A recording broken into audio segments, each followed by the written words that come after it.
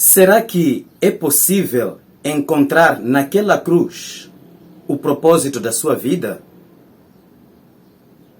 É verdade que o crente, sobretudo o cristão, encontra na cruz de Cristo a sua salvação? Em que sentido nós dizemos que a cruz é o sinal da salvação e não da condenação? Seja bem-vindo, bem-vinda a este dia da exaltação da Santa Cruz.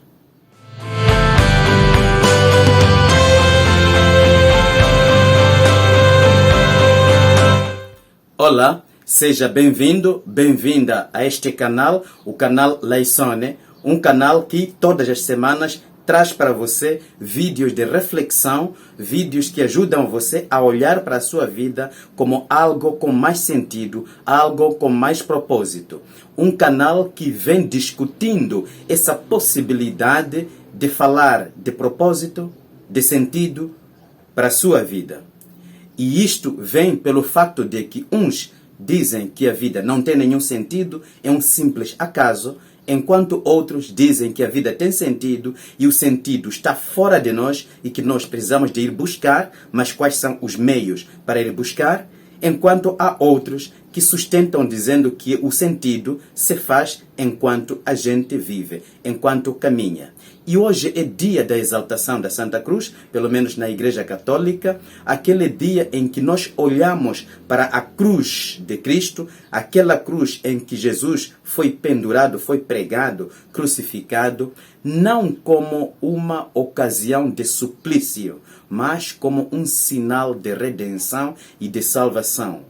Porque a partir do momento em que Jesus assume a cruz para a sua paixão e morte, nós logo dizemos que essa cruz que ele assumiu passou a ter o sentido de salvação. Por isso também a cruz é um dos sinais principais do cristão. Então, é por causa também disso que há vários cristãos que levam no seu pescoço uma cruz de Cristo. E hoje, sendo o dia 14 de setembro, a Igreja dedica esse dia à festividade da exaltação da Santa Cruz. E eu faço esse vídeo para refletir um pouco consigo sobre o sentido desta cruz ligado ao sentido da sua vida e da minha vida. É verdade que para nós, os cristãos católicos, a cruz tem esse sentido de salvação. E recorda só quando chegamos na Sexta-feira Santa, quando fazemos aquele rito da paixão, chega aquele momento da adoração da Santa Cruz. E dizemos, eis o madeiro da cruz, no qual esteve suspenso o Salvador do mundo. E o povo responde, vinde, adoremos. Acha que isso faz sentido para nós? Para podermos entender um pouco, um exemplo que pode nos ajudar a chegar até lá.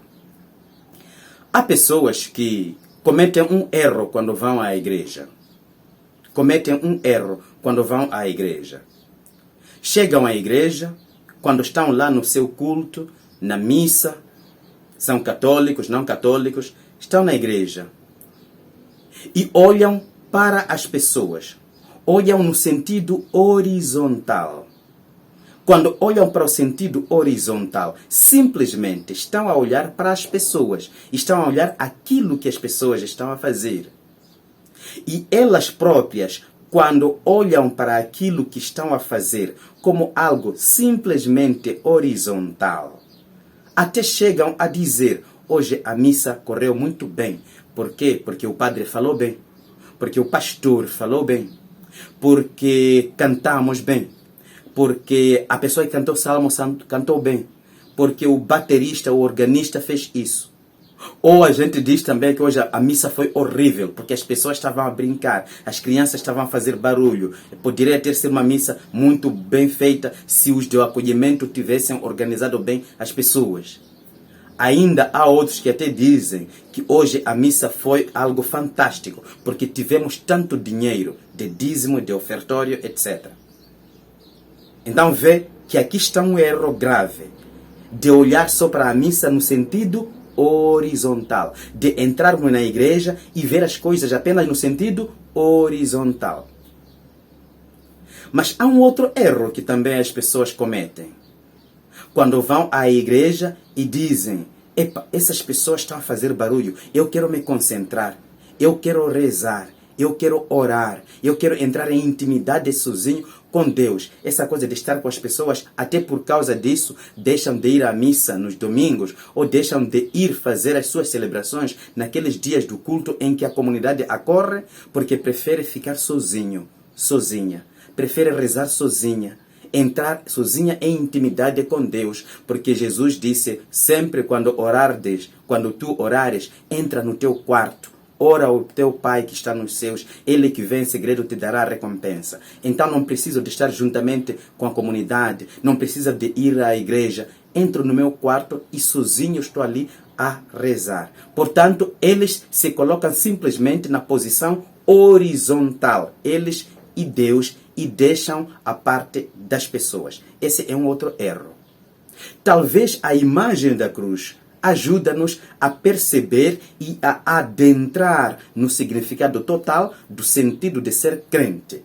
Porque a cruz tem a posição vertical e tem a posição horizontal. Aquela posição horizontal está a nos dizer que eu, na minha fé, tenho que contar com as comunidades. Tenho que contar com os outros. Sejam eles bons, maus, as pessoas são assim, santas e pecadoras ao mesmo tempo. E a igreja é assim, santa e pecadora ao mesmo tempo. Pecadora porque é composta por nós, seres humanos, falíveis, pecadores. E é entre nós que se vibra a fé e se celebra a fé. Como diz o Concílio Vaticano II na Sacrosanctum Concilium, né? Quando a igreja reza e canta.